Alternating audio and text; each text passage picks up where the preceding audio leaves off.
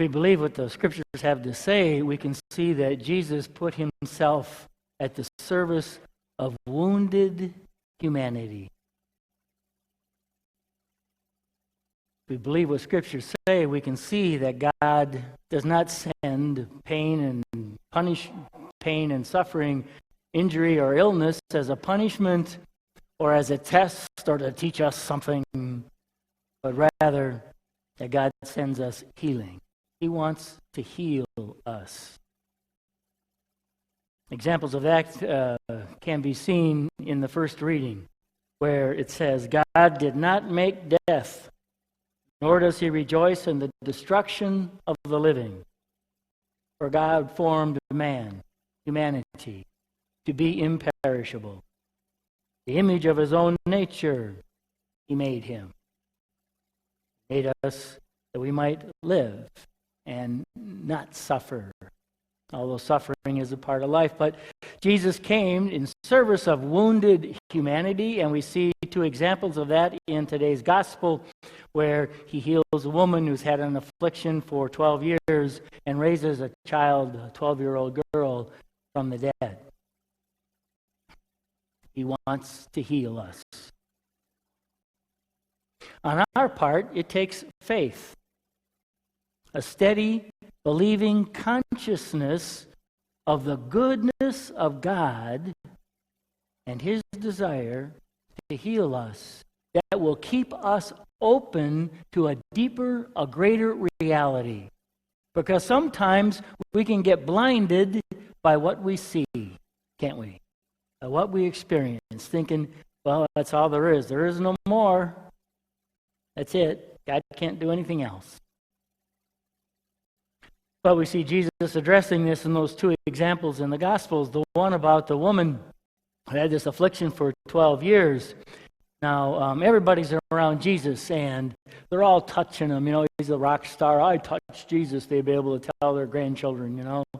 But they're all doing that. But one woman knew who he was in her own faith. She had been to doctors for over 12 years, and she spent all that she had, drained her resources, and basically they said, well, there's nothing more that we can do for you. Those dreaded words. That's it. There's nothing more we can do. Well, she didn't take that, but rather what she did was to believe in someone more, in Jesus. So she went to him, and the only one that Jesus tells us touched him with a deep faith, a steady consciousness of the goodness of God and believing what God can do. And she touched his cloak, and she was healed. Jesus turns around and says, who touched me? And his disciple says, what are you, nuts? Everybody's touching you. No. Somebody believed in me and touched me in faith. So the woman comes forward, and he says to her, your faith has healed you. It is her faith that healed her woundedness.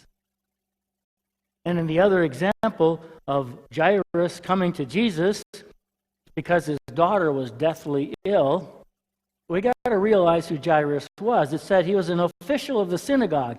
In this synagogue, previously in the gospel, they tried to get rid of Jesus because he was doing some things which kind of upset their system. They didn't like it. So he's an official of that synagogue who was against Jesus. For him to go to Jesus and to fall prostrate before him and say, I need your help.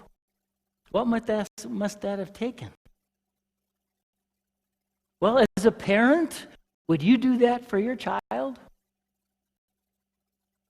Yeah. I'll do anything I can, anything I need to do. If I believe that there's something that's going to help my child so that my child doesn't die, I'm going there. She's deeply wounded. She has this fatal illness. Well, he didn't care. He just went up there and laid himself before her and said, Jesus, my daughter's dying. Come and save her. So while they're on the way there, people come out and say, don't worry about it. There's nothing more you can do. She's dead. And Jesus says, no, she's not dead. She's asleep. They all laughed at him and ridiculed him. But Jesus puts them out, takes the mom and the dad and three of his closest disciples and goes in there. They said, there's nothing more you can do. Jesus says, see what God can do. And as we heard, he went in and took her hand and says, little girl, get up. And she gets up and says, give her something to eat. Attending right there to her needs. Wounded humanity, touched by Jesus, and it goes someplace else. It goes back into more of a fullness of life. So I ask this question. How do we know ourselves as wounded? Physically, emotionally, spiritually? Are we wounded in any of those ways?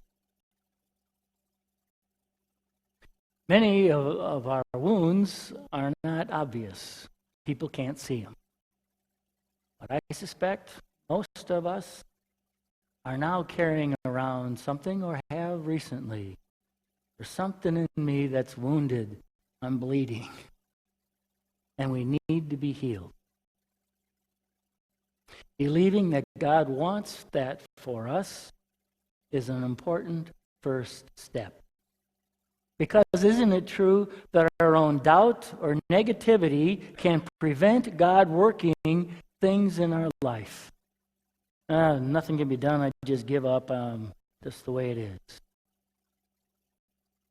Or I have a belief in the goodness of God and how much He wants our abundance in life. And I'm going for it. I'm going to touch His cloak. I'm going to go lay myself before Him and say, God, I believe in You. I need Your help.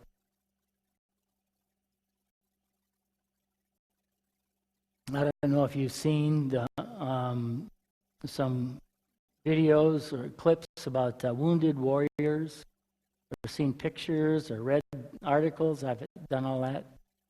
And people coming back, especially now from our war over there in the Middle East. And you see people without one limb or two limbs or three limbs and beat up and all that. In the video clips that I've seen, though they are wounded and God didn't regrow their limbs, there's something in the human spirit beyond imagination that I see in these men and these women who have been wounded. How is that possible? He didn't change their physical thing, but He did change their attitude and their spirit.